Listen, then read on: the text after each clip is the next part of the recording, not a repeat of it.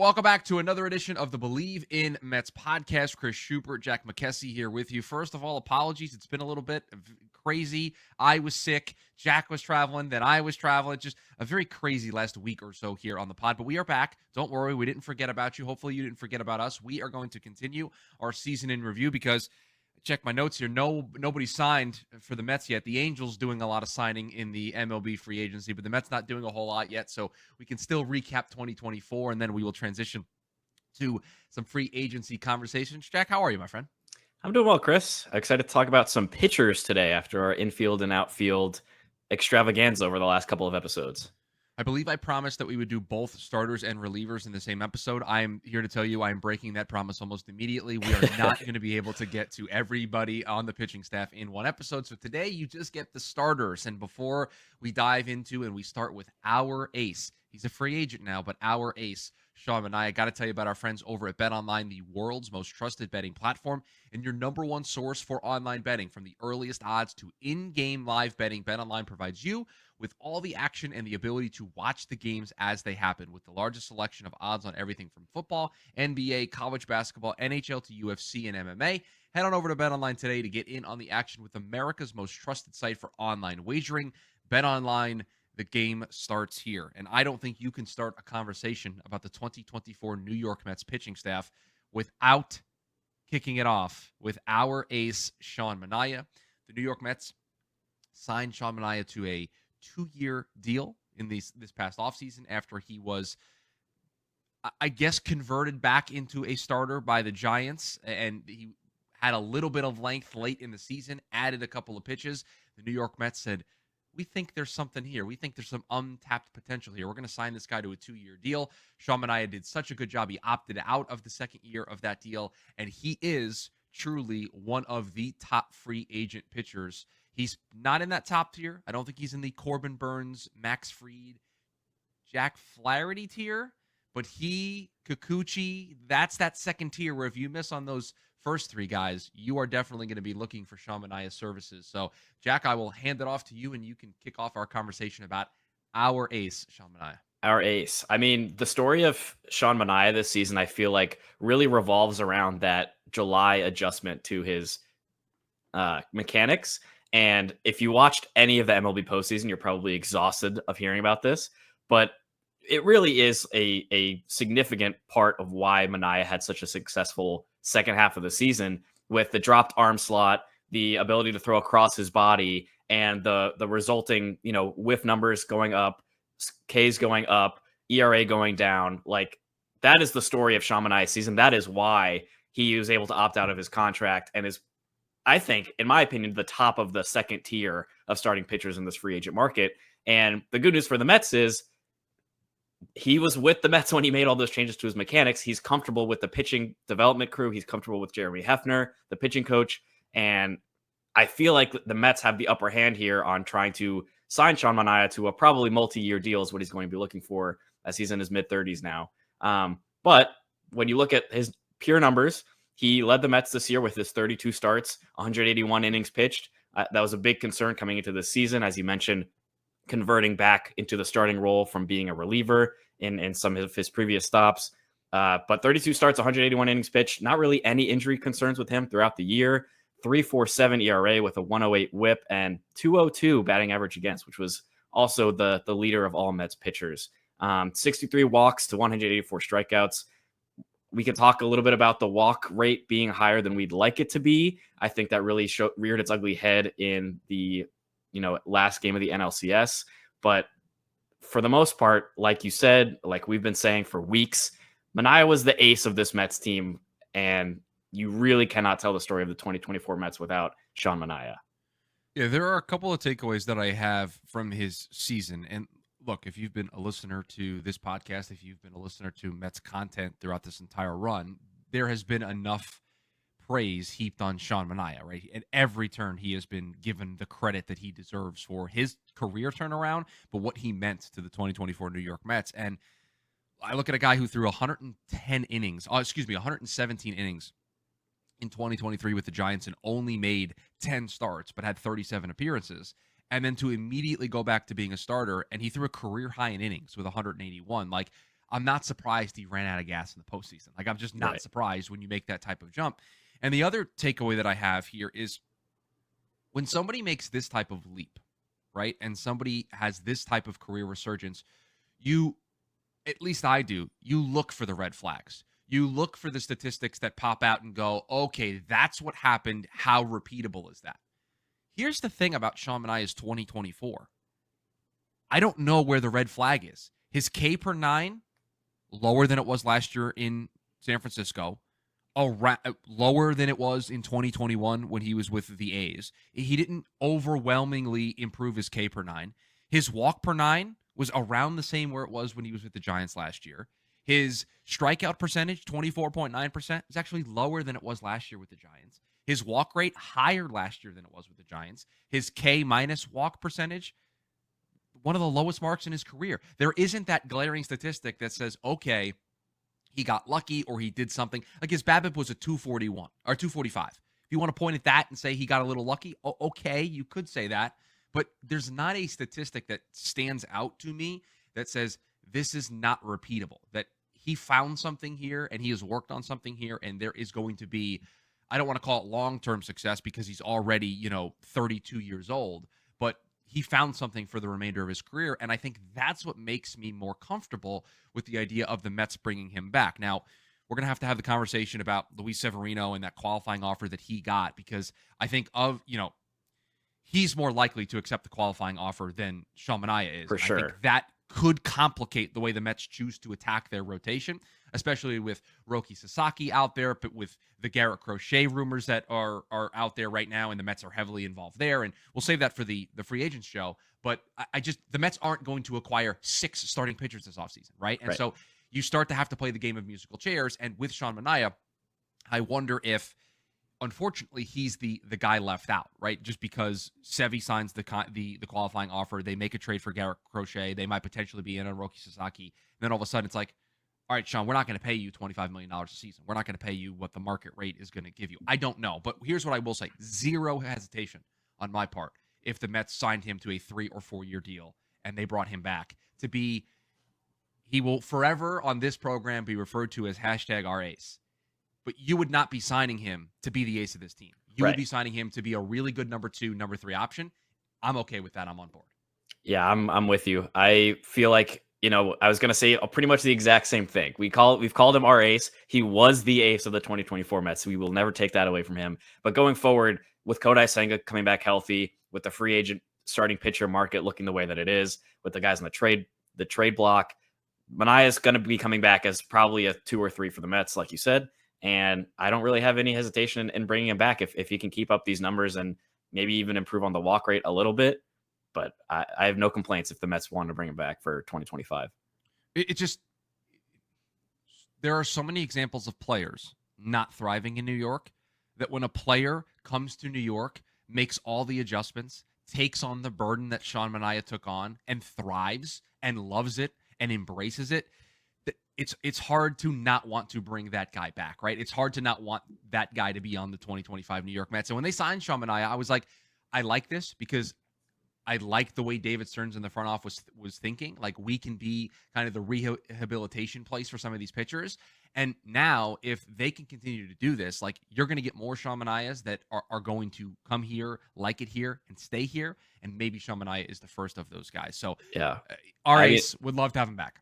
I also want to throw in, I don't know if you saw this, but I believe Sean Manaea is getting married soon, and Kalina Lindor, Francisco Lindor's daughter, is going to be the flower girl at the wedding. So, guy that really fits in with the Mets, really has embraced New York. Like, if nothing else, like, just keeping one more piece from the magical 2024 Mets roster would be incredible. But obviously, Manaea was good enough to warrant a contract anyway. So, I loved what he brought to the team this year, and I'm going to look back very fondly on Sean Manaea, even if he doesn't end up with the Mets in 2025 and beyond. Jesse Winker at the Lindors for a birthday party. I mean, the 2024 Mets vibes are immaculate. They're elite. They are. I don't know if there's a team that has had the vibes and the sort of community feel that team embodied. And listen, they didn't win a World Series, but that's the thing we will always remember is that you could feel, you hear it all the time in the post-game speeches. Oh, we're a close-knit group. you felt it with the 2024 New York Mets. Like you Yeah. felt it every single day. Another member of the 2024 New York Mets who, do you remember, this is going to age me, potentially you, the audience, because this is the reference that I'm making. Do you remember the SpongeBob episode where he had the jellyfish net and it was in the wooden case and the wooden case was called Old Reliable? Yep. Yeah. Yeah, that's Jose Quintana. Jose Yep. Quintana is old reliable because I didn't expect the man to throw 170 innings. I didn't expect the man to make 31 starts, but yet here we were, season on the line against Milwaukee. Oh, Jose Quintana's out there doing what he needs to do. Series against the Phillies, Jose Quintana, you're out there making important starts. I don't think he's back. I think the Mets will find a different old reliable for that spot of the rotation. But if we're doing a season in review, I just don't know. That August and September run where he had like 5 or 6 consecutive starts with an ERA below 1 is a stretch for a 36, 37-year-old pitcher that went on that I'll never forget. I think so. We talked about how you can't tell the story of the 2024 Mets without Sean Manaea, and I didn't want you to highlight anything yet in our document of notes because I wanted. So that's why that's like that. I'm sitting here and I'm like, and then I just highlighted the document and now I see the numbers. Okay. Yeah, cool. yeah. But I wanted to play the game where we could. I wanted you to guess because he had a blow up start against the Orioles at the end of August, 7 earned runs and 5 innings pitched. But in the final 6 regular season starts, can you guess how many earned runs he gave up?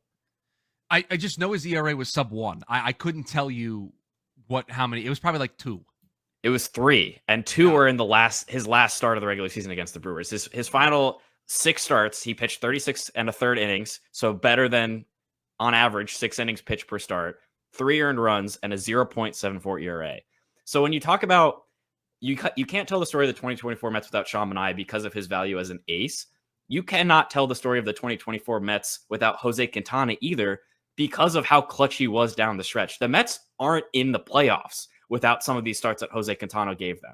Like, you can't forget that the Mets were within 1 game of missing the playoffs, and Jose Quintana putting together a stretch like that in the most important games of the season after struggling a little bit in the middle parts of the year is like incredible. You cannot the Mets aren't in the playoffs without Jose Quintana. That's my point. No, it's such a good point because I think when people look at how to build a successful winning organization in 2025 and beyond, you think of, I got to have a frontline ace. I got to have a Garrett Cole. I got to have a Paul Skeens. I got to have a Garrett Crochet. I got to have a Shohei Ohtani, right? I got to have a frontline ace starting pitcher, a Tariq Skubal. Yeah, you do. That's nice. But you also need consistency. You also need reliability because in today's game, you go through 7, 8, 9 starting pitchers throughout the course of the year. And if you know you're going to have somebody like a Jose Quintana who can give you 165 to 170 innings and is going to give you 30 starts, I mean, if there's one thing that the folks take away from this episode, look at the consistency and look at the availability that you got from this rotation. Manaea, Quintana, Sevy, all made 30 starts. David Peterson only made 21 starts because he was injured to start the year. He would have been in the rotation, and he would have made 30-plus starts. I mean, absolutely incredible consistency and reliability that the Mets got from their rotation. And so you need guys like that. The Mets are going to have somebody, it might be Paul Blackburn. They might have somebody in the back of the rotation this year that's going to have like a 4.2, 4.5 ERA, and it's going to take the ball every 5th day, and it's just going to give you just reliable innings. That's okay. You need that. That's how good baseball teams operate. Look at how the Dodgers just won the World Series. They didn't have 5 good starters. They didn't. They had, by the time they got to the World Series, they had 2.5 good starters. Right. So you need more importantly than having that ace, and that's important. It's why the Mets are linked to Roki Sasaki and linked to Garrett Crochet and potentially linked to Corbin Burns. But you also need those guys at the back of the rotation that you know are going to take the ball every 5th day. That guy was Jose Quintana. Now, nobody expected that stretch for the final 6 regular season games. He was an ace for 6 weeks, but you brought Jose Quintana in here to just take the ball every 5 days, and that's exactly what he did. Yeah, this next guy. I want to further emphasize with who we're going to talk about next, Luis Severino, but Quintana and Sean Manaea getting 30 plus starts from 3 guys in your rotation, I was thinking about it while you were just talking and about the consistency aspect. I cannot remember the last time the Mets had three guys that were not just able to last the entire season, but were reliable options throughout the entire tenure of the season. You'd look at Scherzer and Verlander last year having their litany of issues, Jacob deGrom for years, Matt Harvey having his issues, Noah Syndergaard having his issues. Like the trio of Manaea, Quintana, Severino are invaluable to how the Mets season went, and that consistency was such a big part of it. And I'm really glad you brought it up. The New York Yankees went to the World Series. They had one member of their starting five make 30 starts. One. Now, Luis Hill and Marcus Stroman made 29, not taking anything away, but they had one guy make 30 starts. The Los Angeles Dodgers, I'm looking at their depth chart on Fangraphs right now, their projected starting rotation for 2025. Of the guys that are available, none of them made 30 starts. Yamamoto made 18. Glasnow made 22. Bobby Miller made 13. Now, obviously, Clayton Kershaw's not, like, I can go through the names that are free agents right now, but what the Mets got from their start, it's very much why they ran out of gas, because you just don't do that. And so, I think it's hard in the moment to accept that the team just ran out of gas. But when you're able to have the time removed from it and you go back and you look at it, like the two teams that made it to the World Series, they didn't run out three members of their rotation that made 30 starts. So let's talk about the last guy who made 30 plus starts from this team. And I think of the three guys we talked about, he's the guy I think is most likely to come back in 2025 as we currently sit. And that would be Luis Severino, who also got the qualifying offer from the New York Mets. He made 31 starts through 182 innings. And the thing with Severino is you knew what the stuff could be, even if it wasn't the stuff that he had in the early part of his Yankee tenure. You knew what the stuff could be. The question was the health.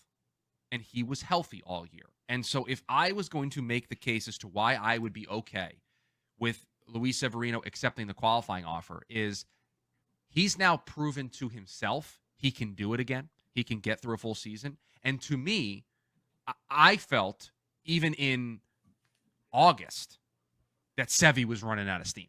Like before they had to go on the run in September, it felt like Sevy was running out of steam. He's now thrown 182 innings plus what he did in the postseason. I don't think he would run out of steam next year. And so if I was betting on something, it's okay. If he's going to sign the qualifying offer, it's basically another 1-year prove-it deal. And now I think he's going to feel good. He's going to have another offseason in this program with this pitching lab, with this development. And he's now going to be able to throw, as long as he's healthy, 200 innings in a season. He's going to be able to have that extra juice left in the tank, because I'll very quickly try to find the numbers here from the last couple of years. But I don't know if Severino over the previous 2 or 3 seasons threw that many innings. I mean, he did not. Over 2022 and 2023. So the last 2 seasons with the Yankees, he threw 191 innings combined. Yeah. In one season, he threw 182 regular season innings.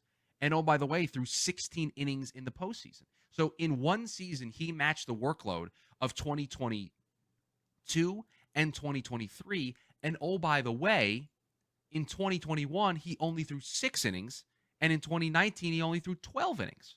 So the dude just threw it back to 2018, 6 years later. Like, I'm not surprised that maybe he hit a wall. So that's what would get me excited about him accepting the qualifying offer and coming back, is that I don't think that wall would be there. And that would really be the thing that you would think would hold him back. Yeah, I think when I look at Luis Severino and his numbers, I dug deeper into his Baseball Savant page, because the health thing is a big aspect of it, right? This felt like, in some ways, kind of a ramp-up year for him because of how much time he's missed in the past. He's 30 years old this past year. You did it in the innings way. I did in the pitches way. He threw 2,890 pitches throughout the course of the 2024 season. He hasn't thrown more than 2,000 since 2018. So when you talk about him running out of gas, yeah, like he threw 1,000 more pitches than he has in the last 2 years. Like, of course he's going to run out of gas when he's throwing way more than often. And that's what encourages me about going forward, is if this is a ramp-up year, and if he's able to continue on this path of staying healthy and throwing more pitches and not running out of gas, down the stretch, there's a lot of positives to take away. On top of the health, one thing that I really like to see was Luis Severino. When you look at his early career profile, he was a guy that was going to blow fastballs by guys because of the high velocity that he had in his fastball. He was a guy averaged 98 miles an hour in his fastball for the first like 3-4 years of his career. He came back this season, and not only was his fastball velocity down, I don't know if that had to do with the pitching development, telling him he could take the gas off a little bit, but his other numbers stayed relatively the same. Like his barrel percentage was the best in a full season of work since his rookie year in 2015. So he was missing barrels because of whatever kind of tweaks he made. Best ground ball percentage since 2017, and the best line drive percentage of his career. If you're able to do that in today's MLB, you're going to be successful. I also looked into his usage of pitches. He used his four-seamer the least. He relied on his four-seamer the least frequently that he has in his entire career this year. He threw it 35.5% of the time. Started, surprise, surprise, throwing a sinker more this season. He picked up a sweeper. The New York Mets wanting their pitchers to throw a sinker and a sweeper? Exactly. So it's those kind of tweaks that you can literally see visually on like data representation. His velo dipping a little bit for his fastball. He's not trying to push it as hard. He's also not throwing it as much because he's able to rely on other pitches. And because of those things, not only does he stay healthy, but his numbers are actually getting better. And that is really, really encouraging going forward because of not just for Severino, but as we've been talking about the pitching development and Jeremy Hefner and all the guys that have been, creating these pitching success stories out of guys that have struggled recently. Severino is a case study of what could be the future of the Mets pitching, staff through its rotation and its bullpen. Yeah. Despite having a dip in velocity from where he was at his peak, still, according to Baseball Savant, 79th percentile fastball velo. Right. His average fastball velo on his four-seamer was 96.2. The average for right-handers, 94.7. So he's down from his career, but still better than average with right-handers. And then his sinker at 95.6. The right-handed average is 93.6. And so he went from never throwing a sinker until 2022. Threw it 1% of the time in 2022. Threw it 2.8% of the time in 2023. Now, that was because he was injured, didn't have a ton of innings. And then all of a sudden, it shoots up to 24.8%. You think the Mets had something to do with that? You think the Mets had a say in, hey, you know what? You know what I would do here? I would throw a sinker more. Your fastball, velo's not there. How about we get some movement to it?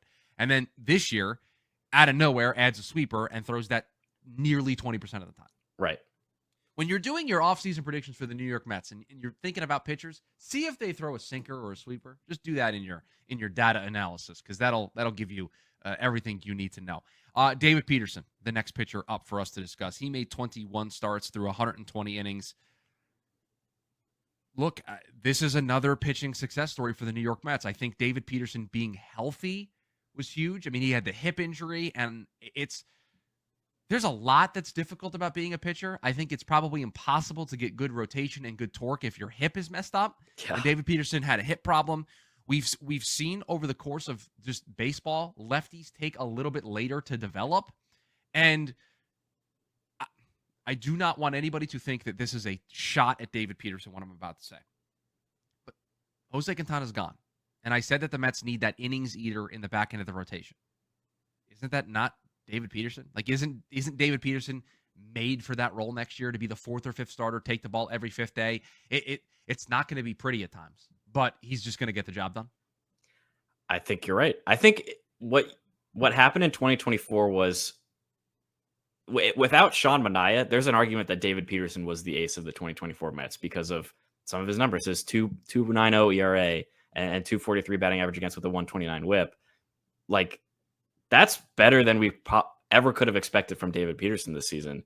And a big part of that was he stopped allowing home runs. I don't know what precise tweaks that he made in the offseason are coming into this year, but he allowed 8 home runs this year, which was half of his total from last year with 10 more innings pitched. And when you're able to keep the ball in the park, surprise, surprise, you're able to get through more innings. You're able to lower your ERA. You're able to, be an innings eater. And I think when you look at what the 2025 rotation is going to look like, David Peterson's going to be a super solid 4 or 5 starter, depending on what the Mets end up doing in the rest of the offseason. Imagine this stuff plus for David Peterson, his 2 best pitches that graded out. His sinker was a 102 stuff plus, and his slider was a 115 stuff plus. Stunned, I tell you. Stunning Stunning news. That the New York Mets have sinker slider or sinker sweeper as the arsenal choice. But yeah, I mean, his stuff plus stuff graded. Now his fastball, this is what I find so fascinating. His regular four seam fastball graded out second lowest in his career. And so they're like, hey, stop throwing that. Just throw the sinker with movement, and it graded out as a 102, the highest it's been in his career. And his slider graded out a 115 stuff plus, the best of his career. And he also had a changeup and a cutter. And again, the cutter didn't grade out well, but the cutter is just a pitch that you use to set up everything else. And I think another offseason where he can refine this stuff. Made a career high in innings this past year at 121. This is the guy you just need. He's the steady, stable force in the middle of the rotation. I don't know if there's more of a ceiling here. There certainly could be, but if I get this version of David Peterson, I'm good. I'm happy. Like now, I don't know if a 2.9 ERA is repeatable. That's top of the rotation stuff.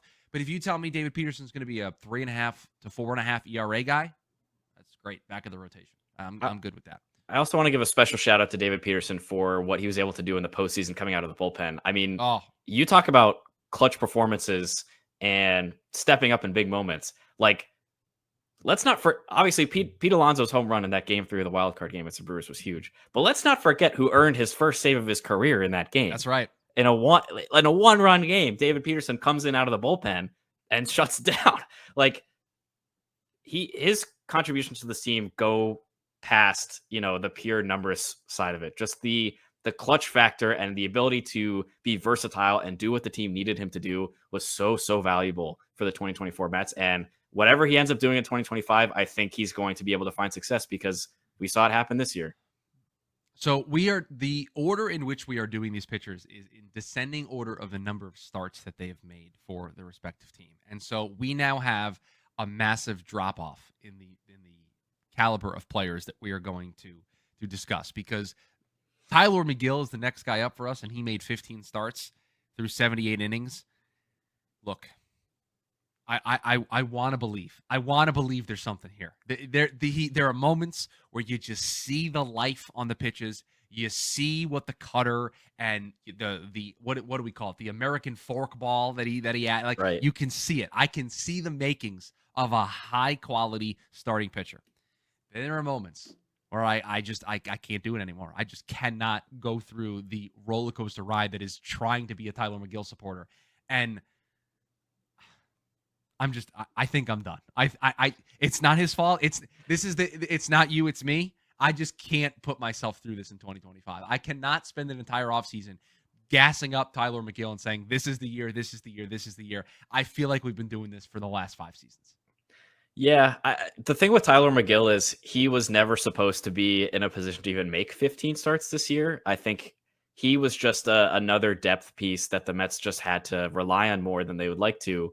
And, you look forward in 2025 with Senga back and potential free agency trade moves. You wonder if he's going to be a 6th man in a potential 6-man rotation so that Kodai Senga can get ramped back up on his one start a week routine.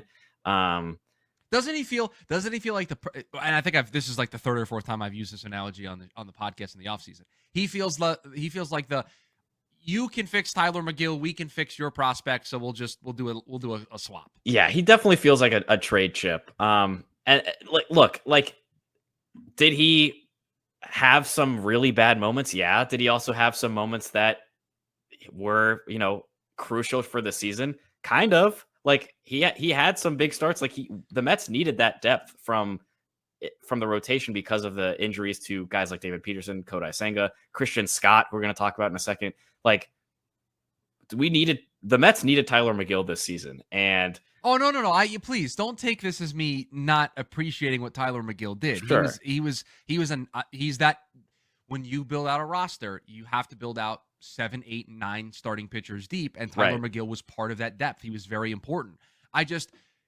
Part of me wants to see, like, if he took the entire offseason and tried to be like his brother, like if there would be more velocity in the fastball offering or in the sinker, and he could be like a really good reliever, like an excellent setup man. And if you were able to do that, and then you didn't have to go out and spend $7-8 million on a reliever this offseason. Like that'd be pretty nice. I just don't think he has an appetite for it. I think he wants to be a starter. Yeah. And the biggest problem with Tyler McGill, and I was going through his baseball savant earlier, is he threw so many bad pitches in terms of placement. And I don't really know how you can fix that with a guy who's had, a couple years of experience now. I didn't know Baseball Savant tracked this, but they have a meatball percentage. I was going to say, I thought you made this up. I didn't realize this either. I'm on This- Savant every day. This is a real thing that they track, but meatballs are pretty obviously pitches that are thrown right down the middle, whatever pitch. Tyler McGill threw 8.3% meatballs, which was a career high. Shocker. A lot of what his issue was the home run ball and giving up barrels, because when you throw pitches down the middle, Chris, in Major League Baseball, hitters are going to take those balls. They're going to hit them far. It's true.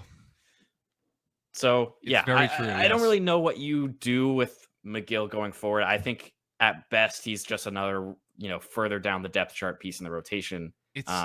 Or he's a trade chip. It's so frustrating because I look at a guy who is 99th percentile extension. 99th percentile extension.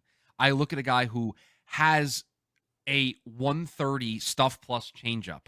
Yeah. He has his stuff plus across the board. They're all really solid numbers. There's something here. I don't know what that something is. I don't know if he can channel it to be a starter and give you 5-6 quality innings every 5 times through. I don't know if it's be a reliever. I just don't know. Like the stuff plus grade, his entire arsenal grades out as a 108 stuff plus. His location grades out at a 97. Like that's the problem. His location stinks. Yeah. And so I just don't know what to do with him for next season. I just don't. If he's on the team, I'm not going to be upset. I'm just going to prepare myself for the roller coaster ride that is having Tyler McGill on your team. Yeah, I think there's a really good chance that he's in a similar spot as the last couple of years, where he's kind of the top guy in AAA, and the Mets bring him up anytime that they need, injury help or what have you. Christian Scott made 9 starts for the New York Mets last year, 47 and a third inning. He's going to miss the entire 2025 season more than likely. I can't envision with when they decided to shut him down and have the surgery that he's going to be in the cards for 2025. And it's unfortunate because I think you saw, I'm going to take Christian Scott and apply it to the team at large. I think Christian Scott's success in 2024 is the perfect example to say the Mets are on the right path with their pitching development. And I think 2024, it was Christian Scott. I think 2025, it's Brennan Sproat. In 2026, it's probably Jonah Tong. And this pipeline is just going to continue to grow. And look, I'm not going to pick apart the 9 starts from Christian Scott. I think that's totally unfair. He showed he belonged. He showed he had the arsenal to belong. He has an arsenal and a fastball that nobody else in the rotation has. And he showed that when he comes back from this Tommy John, he should be penciled into this rotation. Yeah, I think so. It's just so unfortunate, the timing of it all, undergoing Tommy John in 2020 or in September. With the year recovery timeline, there's just not really a chance that the Mets are going to get him back. There's not going to be any reason to push him. Should the Mets make a postseason run again to come back from Tommy John and be productive. So realistically, we're looking at a 2026 guy.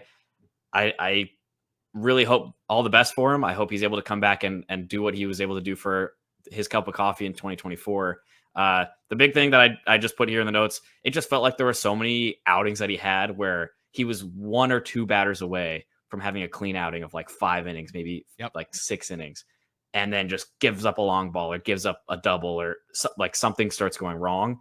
And so that's what I'm going to be looking at going forward with Christian Scott. Is he able to get through those higher leverage spots, get through that third time in the order, and be successful, because that's really what's going to ultimately prove whether or not he's going to be a viable starter for the Mets going forward.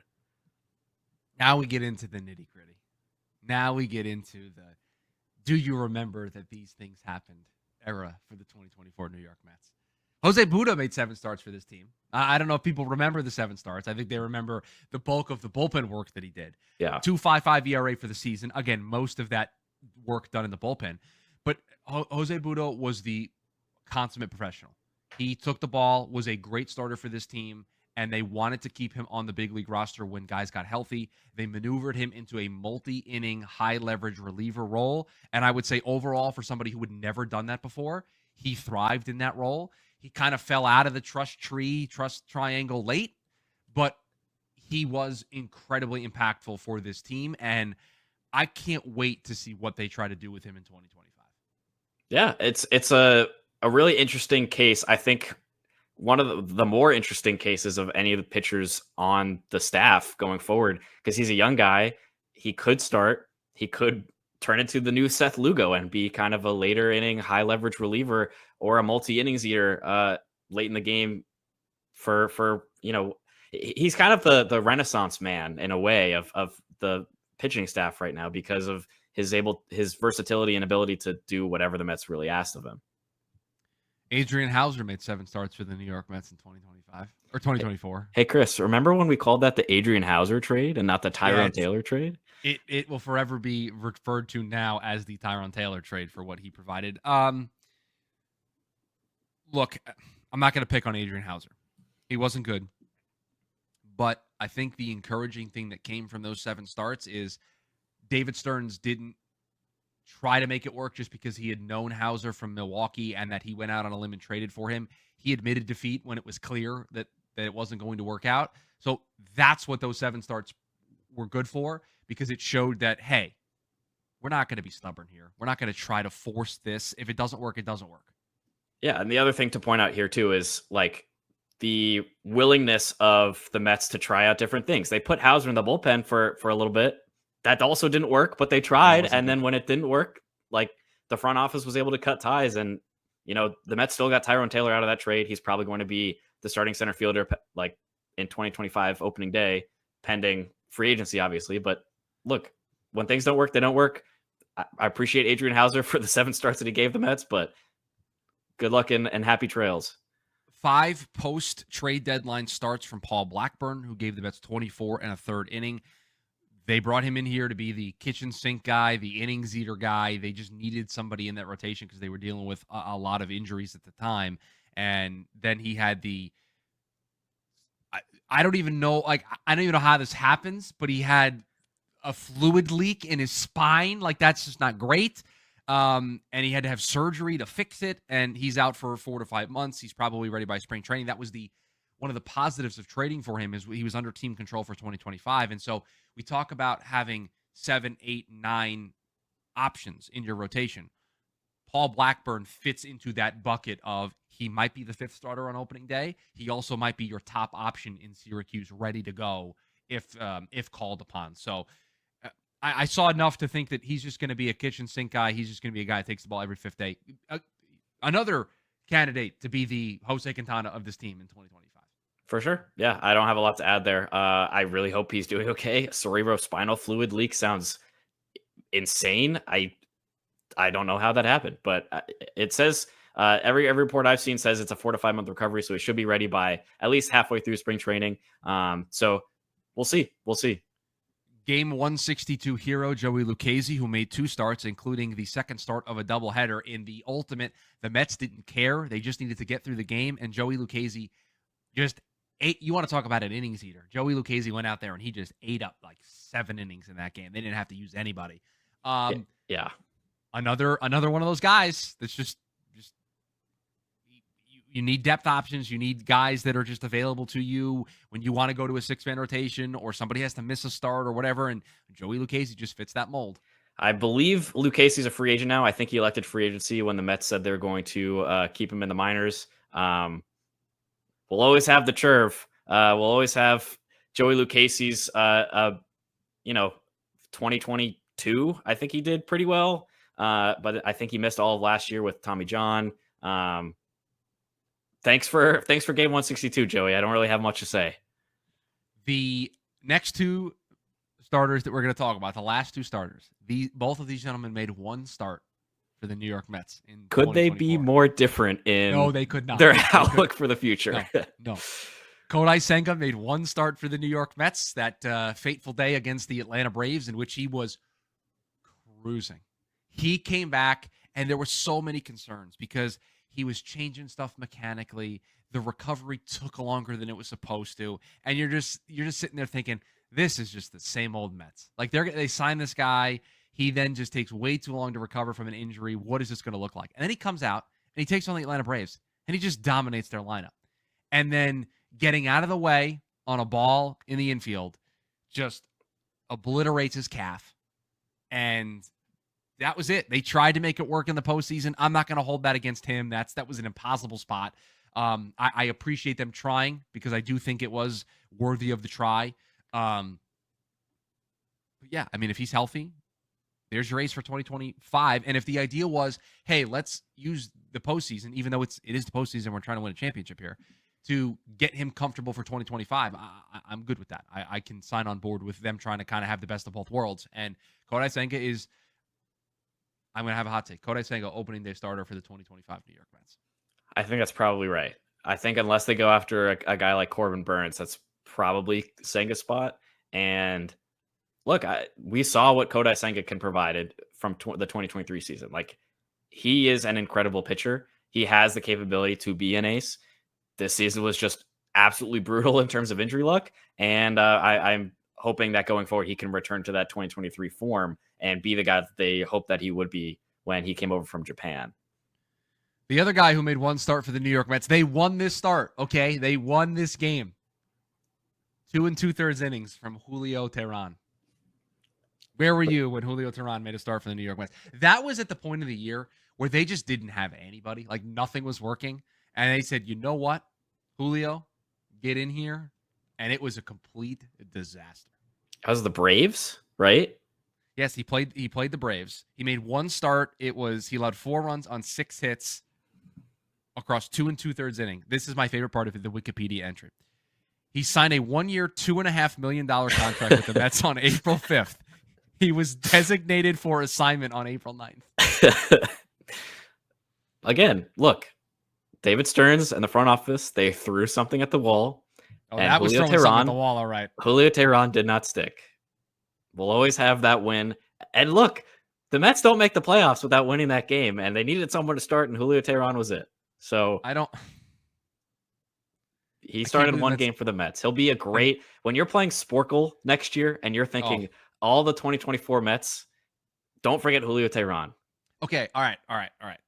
Let's play a fun little game. Of the pitchers that appeared in that game, that was an April 8th game against the Braves. The Mets win the game 8-7. Of the pitchers that appeared in the game for the New York Mets, how many were on the postseason roster?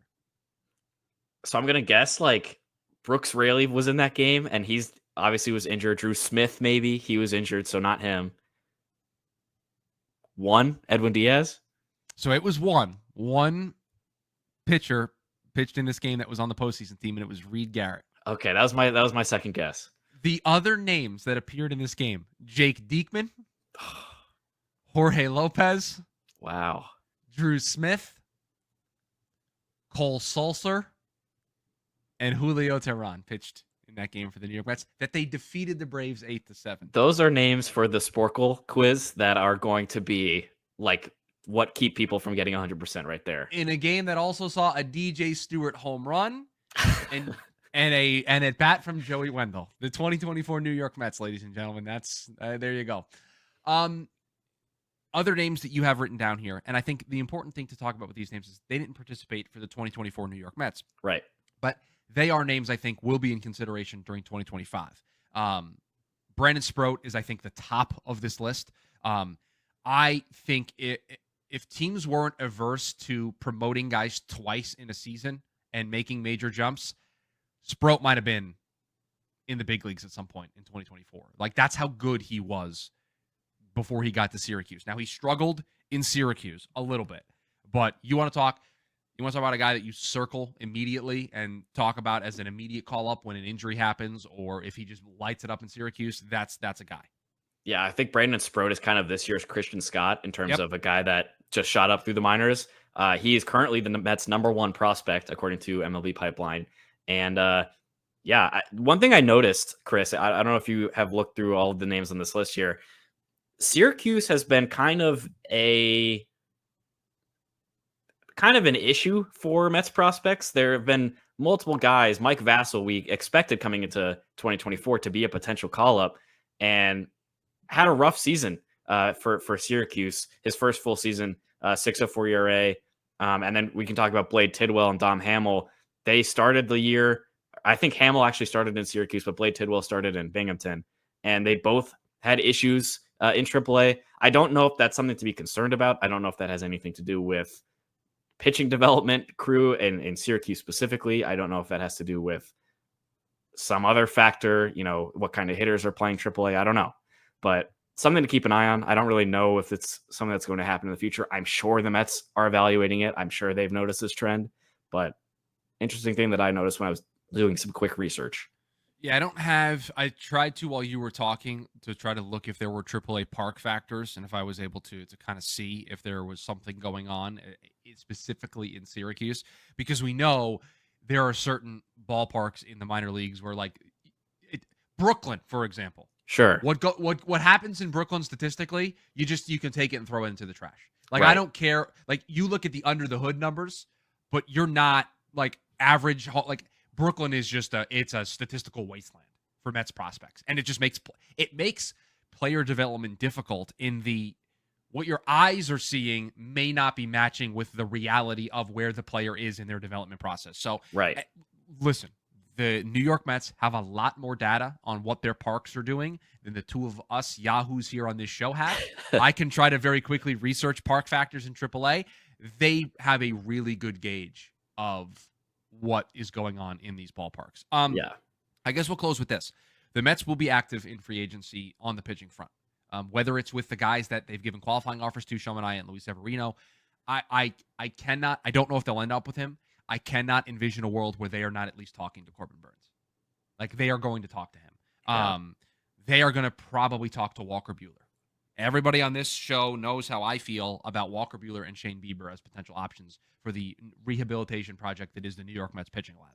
So those two guys make some sense. You have a name here on the trade market that I want to yell at you about, because I have a firsthand look at this guy every 5 days he takes the mound. I want nothing to do with Jordan Montgomery. He's just a name. He's just a name look, dude, he was awful last year. He opted into his contract because of it. He was, I think, literally the worst pitcher in baseball this past season.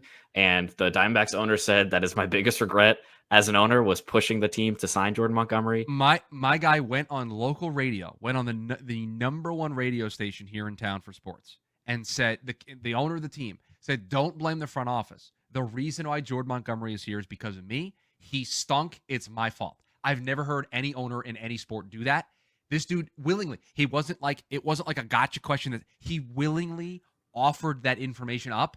And then Jordan Montgomery said, I will accept my $22.5 million a year player option. Right, that's Thank the thing. you very much. It was with a pitcher that was still going to be on the team the following season. He was never going to opt out. Never opting out of $22.5 million. So the union would have yelled at him for doing it. He's going to be someone that is on the trade market. The Diamondbacks, I cannot imagine them going into 2025 with Montgomery on their pitching staff. Yeah. So there are two ways it plays out. And I live in Arizona, and I cover the Diamondbacks on a pretty regular basis for my other job where I'm a radio host. So I know this team about as well as I know the New York Mets.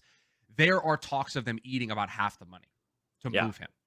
Because even at paying him, $11.75 million to not play for them frees up resources for a team that is a small market organization. And they demoted him from the rotation during the stretch run. Like, this team almost made the playoffs with a guy who had a 6 ERA as a starter. Like, he was bad. Right. They have Zach Gallen, potentially. They have Brennan Pfaadt. They have Merrill Kelly. They have Eduardo Rodriguez. So they have depth. It's the place that they can deal from. And I wonder if there's a team that looks at Jordan Montgomery on a 1-year deal for about $11 million and says, you know what? He didn't have a full offseason. He signed late, got rushed into the big leagues. If we trade for him, we can get closer to the 2023 version of Jordan Montgomery, and we feel good about that. And again, you need innings eaters, right? You need a Jose Quintana, and I think Jordan Montgomery could be that. So I think if the Diamondbacks are willing to eat half the money, that they'll get a team to sign up for it. I just don't want it to be the New York Mets. Yeah, I think the more intriguing option in the trade market, maybe the most intriguing option for a team that has pitching depth and probably needs to make a move for more hitter options, more offensive options, the Seattle Mariners and Luis Castillo. I think that's a really intriguing name to keep an eye on in the trade market, because I don't know if the Mets would be in on it. He'd probably cost a hefty haul of prospects, but look, that would be a massive addition to the rotation going forward. Maybe they want to trade George Kirby. Maybe they'll want to do that. Maybe one of those two guys will be available. I would like any one of those guys on my team. Could be cool. Next season.